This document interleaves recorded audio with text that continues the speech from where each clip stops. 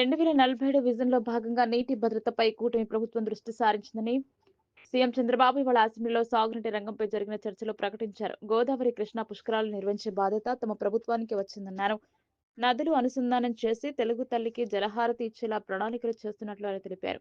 20 నెలలుగా సాగునీటి ప్రాజెక్టులపై 20,000 కోట్ల రూపాయల ఖర్చు చేశామన్నారు. వెలిగొండ పూర్తి చేసి మార్కాపురం సహా వివిధ ప్రాంతాలకు న్యాయం చేస్తామన్నారు.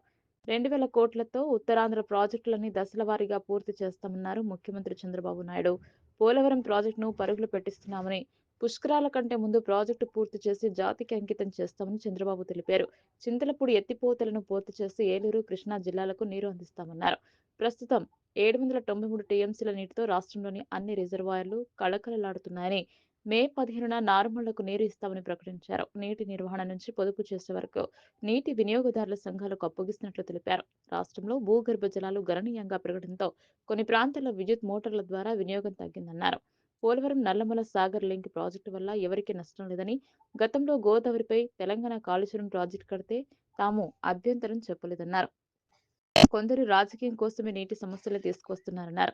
ఏపీకి ఉండే వాటర్ సెక్యూరిటీ దక్షిణ భారత్లో మరే రాష్ట్రానికి లేదని, భూమిని జలాశయంగా మార్చి నీటి సంరక్షణ చేయాలని పిలుపునిచ్చారు. సాగునీటి పరిశ్రమలకు నీరు, ప్రతి ఇంటికి తాగునీరు ఇస్తే లక్ష్యాన్ని సాధించినట్టే అన్నారు. రాష్ట్రంలో ప్రాజెక్టులను పూర్తి చేసేందుకు ఓ బ్లూ ప్రింట్ ను కూడా సిద్ధం చేస్తున్నట్లు చంద్రబాబు తెలిపారు.